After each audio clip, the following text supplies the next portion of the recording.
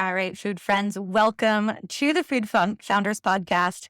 Today, we're here with Deborah Gorman and Nicole Cardone, the founders of Fudgy Pop and SorBabes, two delicious frozen treats that they're going to be diving in and sharing all about with you guys, letting you know how they have gone to market, what the process has looked like, and what makes them different, because this is not your regular frozen treat out there. Absolutely not. They have brought it to the 2000s as needed. I'm really excited to dive in with you guys today. Welcome to the show, Nicole and Deborah. Thank you so much for having us. Yeah, great to be here. Could we open it up? Can you just share with everyone a little bit about the business? Talk to everyone what exactly are Fudgy Pops and SorBabes? Sure, I'll start. I'm Nicole, and Deborah and I are the co-founders of these two amazing brands. And as you touched on, Ainsley, these are brands that really were founded on the idea of a classic frozen dessert like sorbet and a chocolate pop, but brought to the modern day expectation of ingredients, flavor profile, things like that. It really just came from this want, or at least from my perspective, to get out of corporate America. I was not enjoying what I had set out to do originally and gone to school for, a lot of people. And it was during the early 2000s where everything kind of crashed with 2008 when the markets kind of crashed. And I was like, let's do something different. And Deborah and I got together.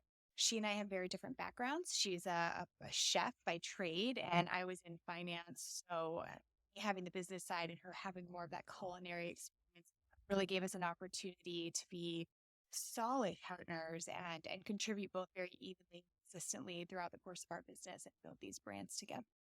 I love that. And you started this from seeing a need, also the desire to leave corporate America, switch things up. Have you, obviously, Deborah, you've obviously been in food always.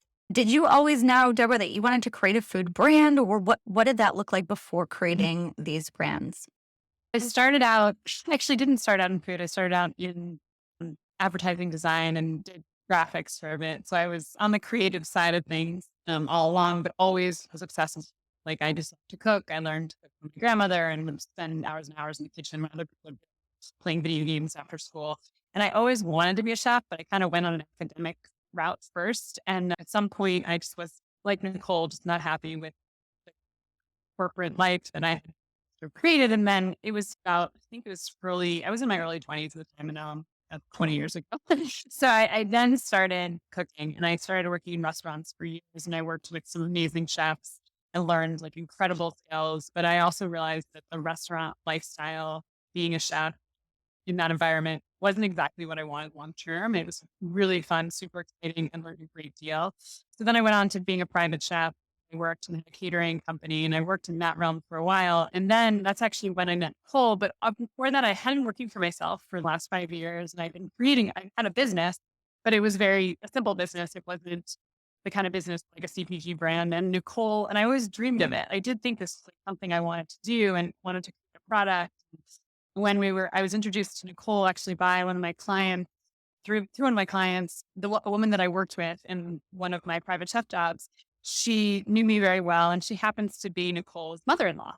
And so we would spend a lot of time together. And when Nicole started working on the idea to create a gourmet sorbet, a new product for the dessert space, she happened to meet Deborah. You two should connect. And we, from the start, just really hit it off. And obviously we weren't friends before we started, but we came to the table with really unique perspectives and backgrounds and made that a really amazing partnership. And that it's actually lasted. This has been now 10 years that over 10 years that we've been working together. And so it's been an incredible journey to foster that relationship with Nicole, and how that together we're sort of more powerful than, it's not just 1 + 1 = 2. We always say it's 1 + 1 = 10, 20, like the two of us together can overcome almost any challenge. So that's been a really exciting part of the journey too.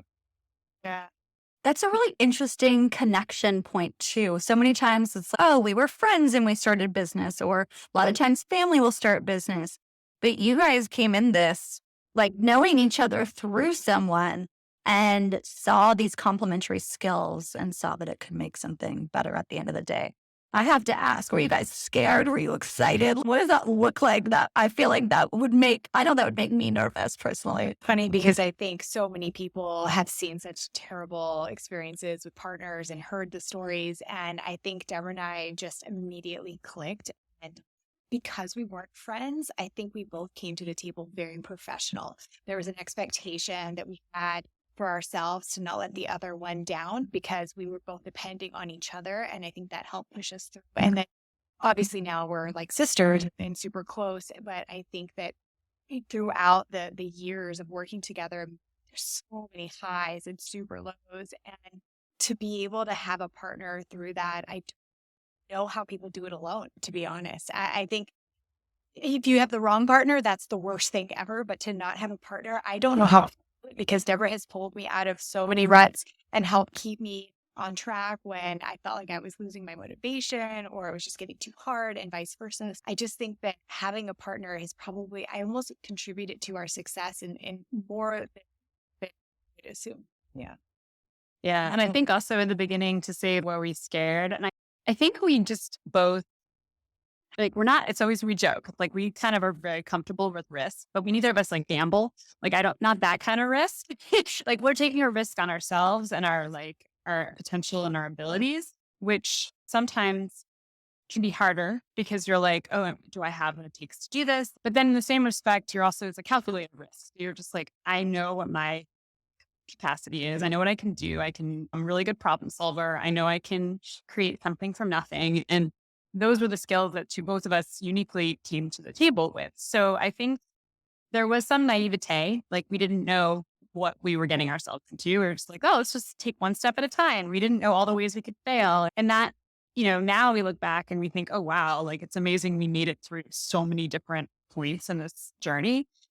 Like it's been wild. Like we went from farmers market. So we started selling SorBabes at farmers markets. We made it in a local ice cream shop and we would sell scoops of it at the market and people really loved it. They saw how unique it was. Like there weren't any other SorBabes out there that were as, indulgent and delicious and had mix-ins and had unique combinations of flavors and textures. And that was what really made SorBabes so unique at the time.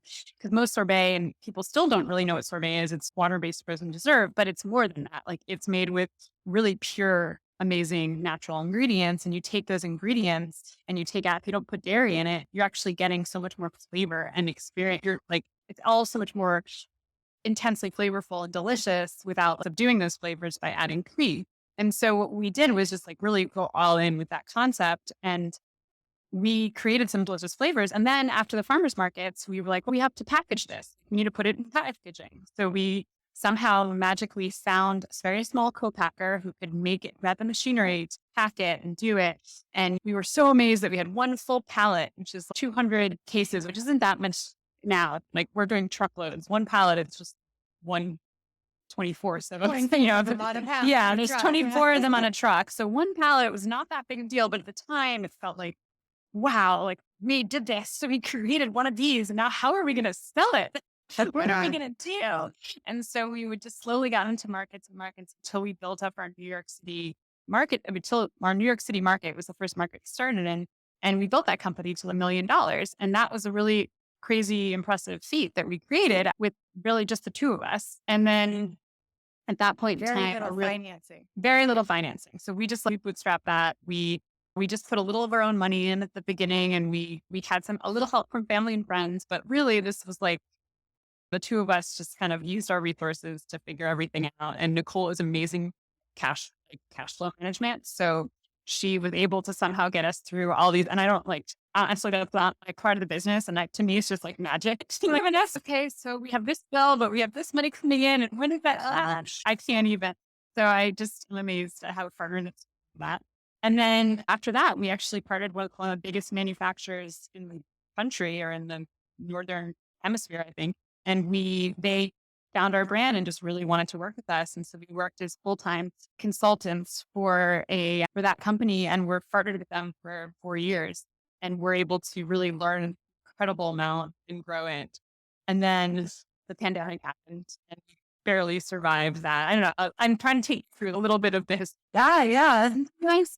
But we basically went from walking the streets of New York, selling our wares to corporate, like these huge board meetings with having focus groups and having people come to us asking us for advice on what to do and how to like make this brand, grow this brand with them. And then all of a sudden, 4 years later, that all disappeared because the pandemic happened and there wasn't enough manufacturing space for us anymore. And everything sort of fell apart. And we had to then basically start from scratch again and build it all up. So now we're like at this really interesting stage in our growth where we've learned so much. We have incredible experience. And we're rebuilding that business. And then we added on Fudgy Pop. It's our new baby. So it's been like this wild 10-year journey. I don't know, I kind of skimmed through that, but hopefully you can dig in things you want to learn more about. And I just want to say that the part where we worked with this large ice cream company, so there's a lot of large corporate CPG companies out there, but this company in particular only did ice cream.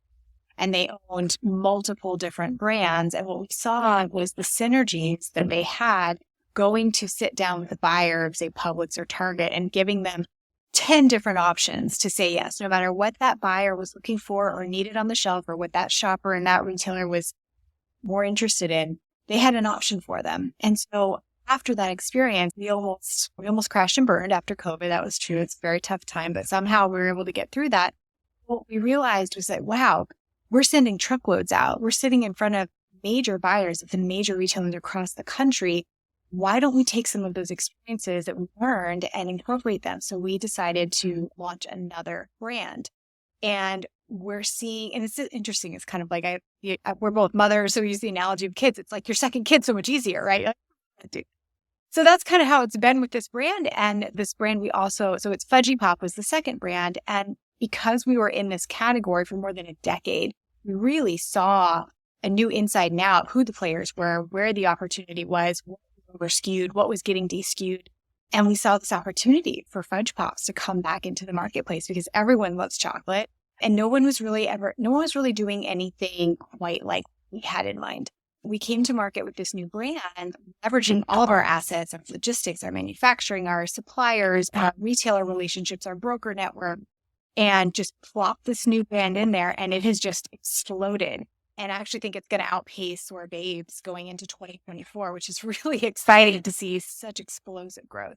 But it's just been really interesting how what we thought was going to come of this relationship with this huge corporate entity working with them didn't turn out the way we thought, but it actually did bring us something incredibly valuable that we're now sort of utilizing. And it's been a wild ride. Yeah, what a wild 10 years, right? Going from selling in farmers markets to being so excited for that first pellet to selling out truckloads to now you guys have been in it for 10 years in the market. You have a lot of distribution. What is your distribution? Like how many doors are you guys in nationwide? Pre-COVID, we were in almost 4,000 stores, and now we're in closer to 1,000. So it took us a couple years to build what we had to do when we left. We had to realize our SKU count, and we had to let go of almost every single point of distribution because we didn't have manufacturing. So like I said, we almost crashed and burned. It's still a miracle, and I still honestly, Deborah, don't know how we pulled through those years. Really, it didn't start to get better until 2020 was when we started to really see some stability. So we had a good couple of years of just like keeping it together. But we had a few retailers that really stuck by our side and held shelf space for us until we were able to produce. And that gave us that little momentum that we needed to jumpstart once we were able to find a good manufacturer. And then everything just kind of started to flow again. The tenacity, it definitely shines through. And I could see through those 2 years when everything would happen, the value of having a partner that you can lean on to help pull you up from those times when you're like, how are we going to do this? Having two brains, being able to look at the solution and from looking at the solution perspective and just also, it's such a mindset game, running a business, having someone else to help dig you up out of the rabbit hole when you're down there. So well said. It is such a mindset game. So much is about your attitude and just in life in general, right? So much is about what your attitude is going into any situation. So, and I think that having a partner really it forces you to either be on that positive side to help lift somebody up, or you have that support to get you through when you're the one that needs it. Yeah.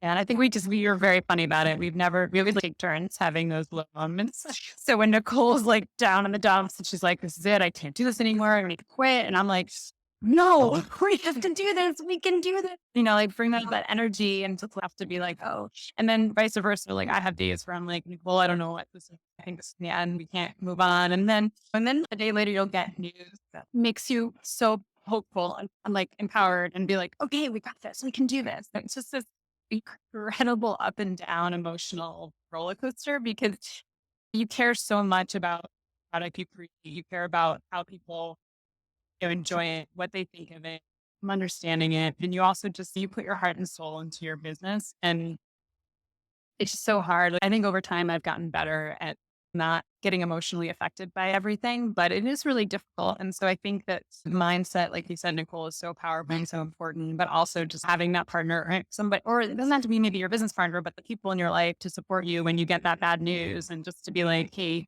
this is not the end. That person just didn't get it. Like you get rejected or you're told that it's not going to work with that particular retailer. And you have to realize, okay, maybe this isn't for everybody. And that's okay.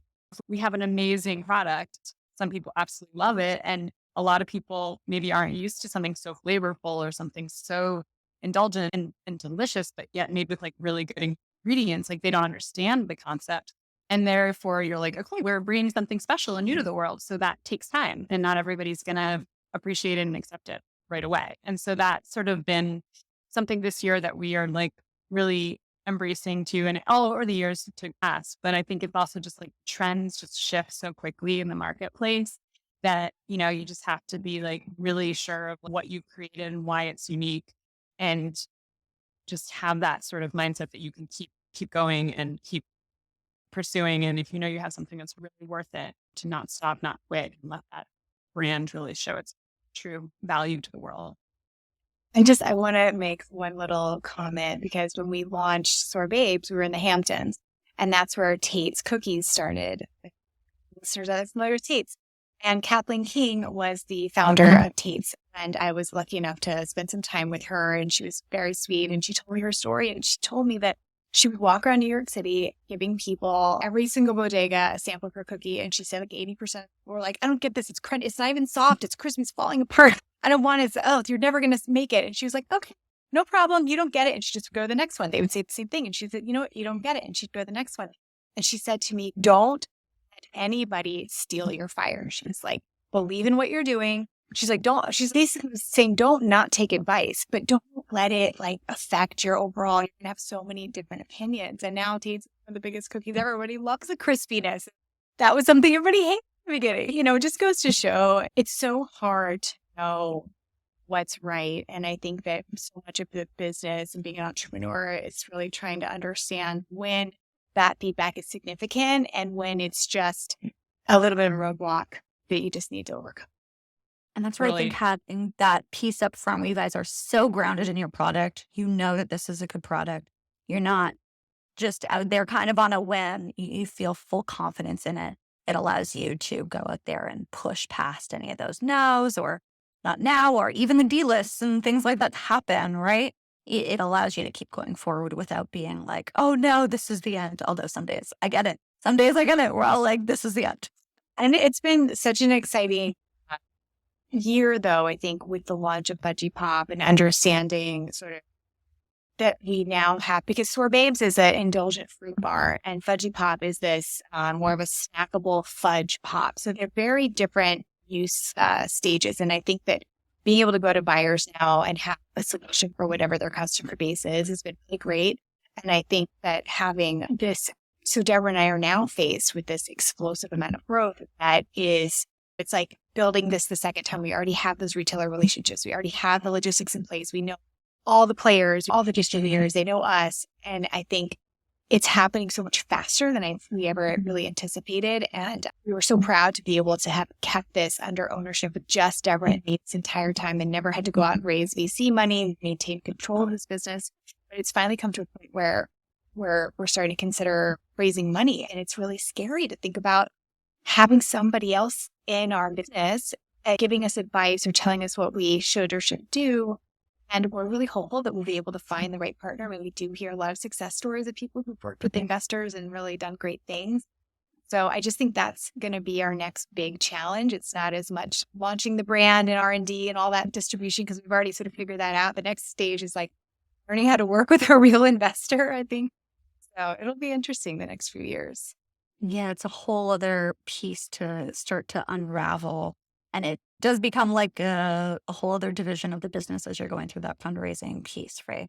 Yeah, it's a full-time job. Yeah. We're not starting it yet, but the idea of starting at the beginning of next year, you really do have to clear off your desk and be like, this is what I'm doing now. So, yeah. And what was it that has led you both to say, okay, now is maybe the time that we want to start looking for outside investors? Is it the explosive growth that you've had with the new line extension? Is it just where the business is at right now? What is it that kind of ticked for both of you that said, hey, if we really want to take this to the next level, this is the next step that we need to take, or we need to consider at least? I think it's two things. One is just working capital. We look at the size of the production runs that we need to fill the demand. It's like we're just, and cash flow, cash is king, and trying to make sure that those dollars are all matching up is becoming more and more challenging. But when we also talk with our marketing team and they're saying, look at all these other brands, they're doing all this stuff and we're doing fraction of that just because we haven't allocated a huge amount to marketing because it's just not been something we've had the money for.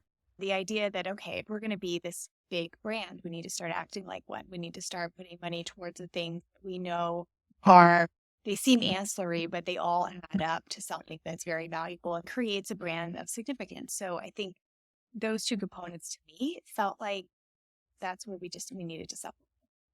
Right.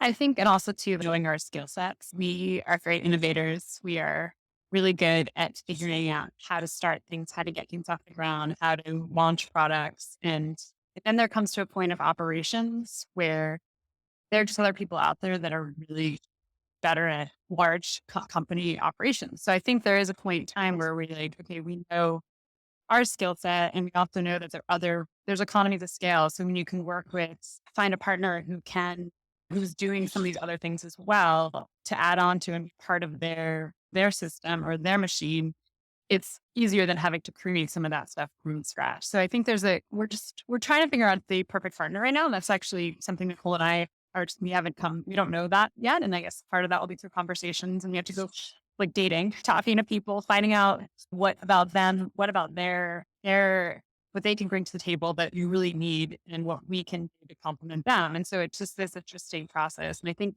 really it's sort of the way it is right now and the way a lot of small companies are. It's like, in order to compete, you do need that kind of marketing spend that is not doesn't make sense. It doesn't actually flow with how much money the company is actually making. You need to spend ahead of that.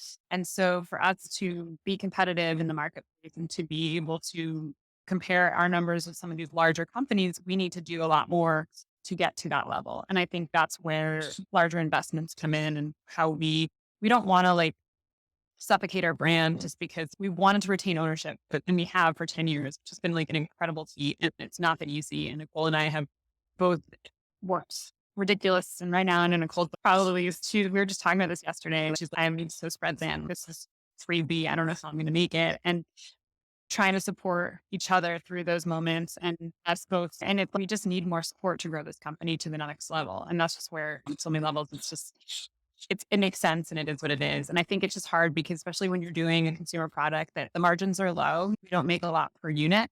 And so to grow you need such volume to make the business profitable. That is just really hard to attain organically and naturally. It just doesn't come. So you need to fund that and to feel that. And a lot of it's with unique marketing, getting it into places that you wouldn't normally be and having people taste it. And then that leads to word of mouth, and all that stuff costs a lot. So it's just figuring out how the marketing piece will funding the production so we can actually meet purchase orders, all that. Yeah, it's a volume in CPG. If you think about a box of ice cream sitting on the shelf for $5, you can imagine how much the supplier is actually getting per box, and he's got to sell millions and millions of them.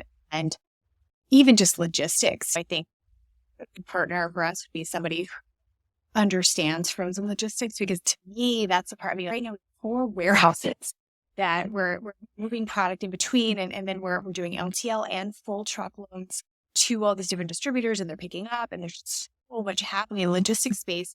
Think about, oh, I want to make ice cream. That sounds fun. You don't think about, like, you're sitting there with this huge scheduling board, trucks going in and out here, purchase orders and this and that, and you're short on this, and this one was damaged, or it's a whole different level of operations. And Deborah and I know we're good at it. And while we can do this, we're not experts at it. And it's not an area that I think we are aspiring to be experts in. I don't want to be a logistics expert, become one sort of, but I think trying to find a partner that can bring on some of those skill sets is going to be really valuable for us and critical. Right. Yeah, that makes sense. Yeah. We were talking a little bit before we went on here about just the logistics of frozen as a whole. It is not an easy piece. Did you guys know what you were getting into before you went into this, or you just started figuring it out along the way? That's where the naivete was like, well, we were so naive, and we're just like, yeah, we'll figure it out. Next step, we'll figure it out. And that's really how we've done it. Just figured each place out. And we do have great advisors and great people that we've gone to in the past and people to call. So we've been very lucky, a really great network. Everything is manageable, but I think at some point you realize what the right manageable are, like what is best for our business, what's best for us as humans, as mothers, as family members, and it's like you have to figure out what's the next thing. And I think we would love to create more brands. You can't put that much energy to creating new things when you're so focused on like the day-to-day logistics of just getting things out and around and ordering ingredients and figuring out all the details. That just keeps getting big, like keeps escalating. But then as you grow, and then you need to also figure out, like, how do I have time to do this planning and talk to my partner every day and make sure that we're also in step and we're critically thinking about the decisions that need to be made and working through that. And that's the part where I think that balance is really tricky, and we're always sort of navigating that line, and like it's just like bicycle, you're constantly pedaling, but you're just like you're staying in balance, but you're not really. Some days it just feels like totally out of whack. And I think that as we've grown, there's more and more of those days, and so we just need to figure out how to get back to a place where we can feel like we are able to create new things and keep innovating and keeping our brand exciting and relevant. And that's sort of Nicole and I's. That's the part we fell at.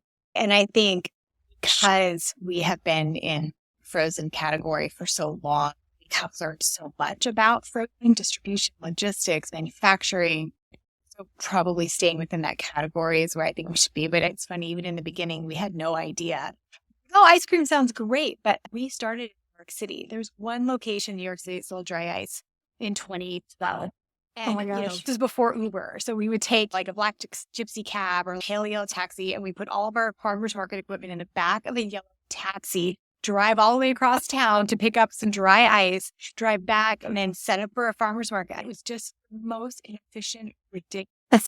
And then you think about all these other brands could just pass out samples or when you do a food show, and then the temperature of the product, because when you take it right off of dry ice, it's super cold and hard and you can't really even bite into it.